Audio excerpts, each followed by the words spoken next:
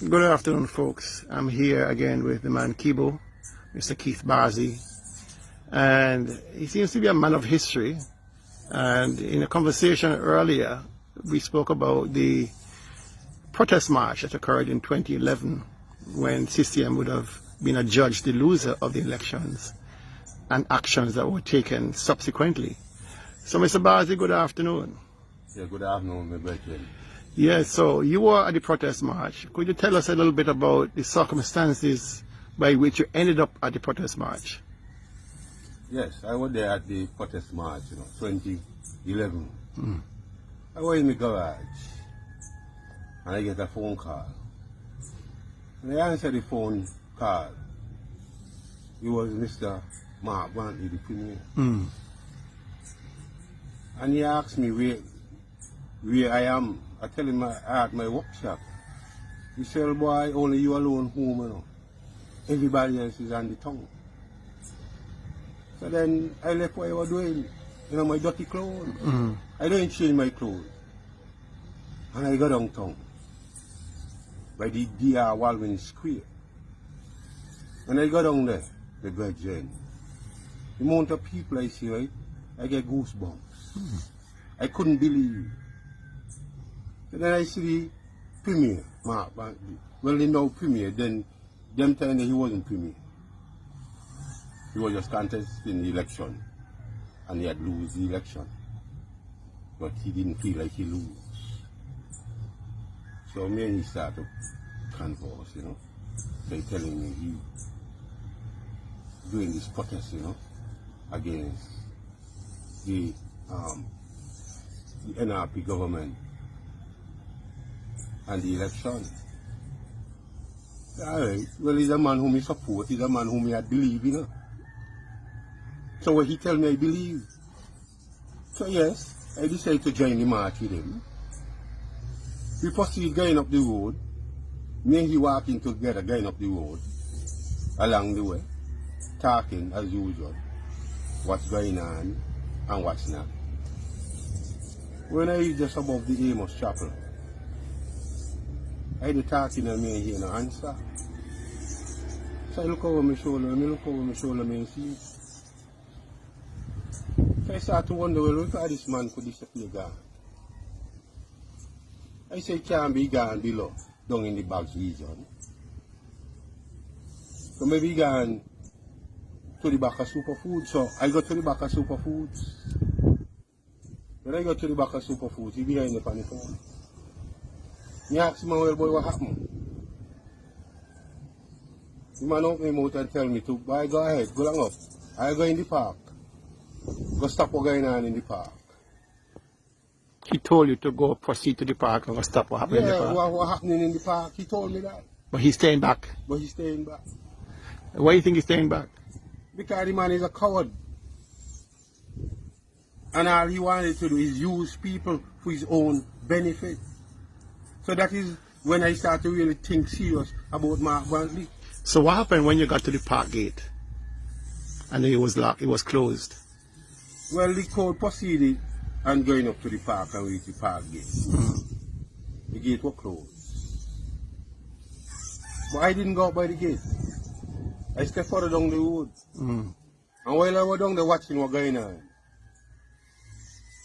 I see Vance Amri, blessed memory, came and come to the crowd and stand up in front of the gate and ask the people to move from in front of the gate and go back downtown. When we were going back downtown, I catch up with him again. My meaning Mark Brantley? Yes. Okay. And all his conversation was how stupid Vance is and how retarded Vance is. That same Mark Brantley who you hear crying today about people threatening him. So he was condemning the actions of the Premier, Vance Emery, to diffuse the situation. To diffuse the situation. And he called him stupid for doing that. I'm telling you. But he was nowhere. But he was nowhere near that. So what happened after you guys went back into town? Because I saw a video, very disturbing video, of the assault, verbal assault, and almost physical assault of the then former Prime Minister, Dr. Douglas, and his entourage that were heading back to the pier. You were in that area? Yeah, I was in that area too. So what was the atmosphere like? Well, people were there saying, let we stone him. Actually, let us stone him. I'm telling you, people were there saying, let we stone him. Stone him out of Nevis. And that is when you see I start to take Mark Brantley serious and realize who he is. So he never once tried to defuse the Never. situation? What he did is go on radio and praise us. I must say us because I was there for our actions. Did you have any objects in your hand to throw at anybody? The boy me had a stone in my hand, no, to tell you the truth. I mean, no, I may not do with the stone today. Because I was so hyped. But by him. You were hyped up? Yes. By his words. By what he was saying. Because this would have been happening before. He would have been on his radio show encouraging. Yes. And that is a fact. But I don't know why Mark crying today. I don't know where Mark doing, looking sympathy. Mark crying like a baby we got on wet pampers. Mark is the man who create all kind of confusion in this country. For example, I was complaining to Mark about my farm and what's going on around my farm. For months, I was crying to Mark for months. And he never had no sympathy for me. He never sympathized up to this day. So Mark do looking sympathy? Well, it's up to the people in Nevis, you know, if they want to sympathize with that criminal because that's who he is. But me ain't gonna sympathize with Mark. Mark has created enough destruction in this country. I find it interesting that he's now playing the sympathy card, given the history what occurred in 2011 and since then, where he's in power in 2017, and the kind of divisiveness that he has created. And even that he's saying now that the divisiveness need to stop. Well, it's Mark who created the divisiveness in politics in this country, you know? It's Mark Brantley who created this and who, watch out, people knows that. The people in this country knows it's Mark who created that divisiveness. People know that. So you believe it's all fake that he's talking about this divisiveness need to stop? No, Mark looking sympathy. He looking sympathy? Yeah, Mark know what's coming for him. He knows that. You think the voters are fed up? He knows that. You know the people in Nevis is not waiting for him no more. So he looking sympathy. What Mark need to do? He just leave. Leave and go. And nobody letting the people in Nevis has to force him to leave. He just need to leave. Because Mark is not. I hope you stop it. No, he's not a good leader, period. Good leaders don't behave the way Mark he is is. not an asset to this country. He's not an asset. I like that word. Mark is not an asset to this country. He's a liability. He's a liability to this country. So fix up the part.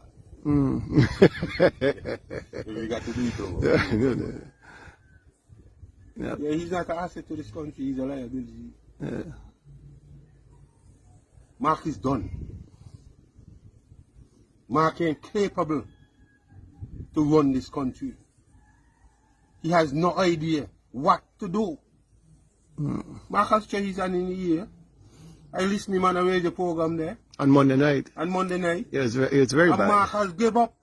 Yeah, he has given up. It was very interesting when he mentioned the fact that he's no longer focusing on getting a major hotel here.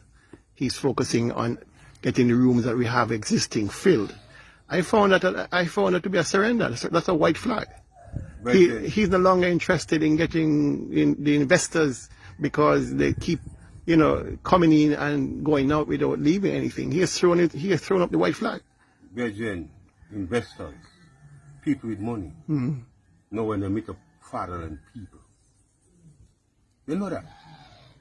And investors, they ain't gonna invest with people who is fatherland. That's why we ain't getting any investment. So they come in, realize they cut up the jib and decide to fly out. Yes, I. Exactly. That's an interesting analysis. That's a deep analysis. The brethren, you know that. Yeah. He's an intelligent fella. Well, I just wanted the people to get a first-hand view of what would have occurred and the temperature at the time, the day, in 2011.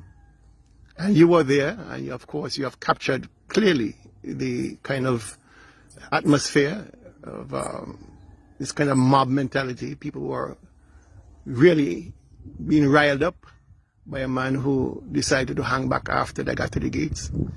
And then, Mark is a man who's very good at words. And not if you're intelligent.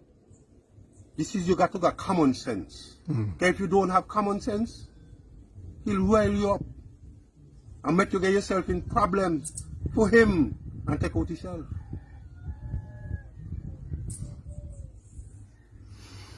Well, I think you've said a mouthful. I think the people of Nevis respects your opinion. You have done enough as a tradesman, as an activist in Bath. And I think people now understand fully the situation. So I do thank you, Mr. Bazi, for taking the time to speak to the people of Nevis through me. Yeah, give thanks.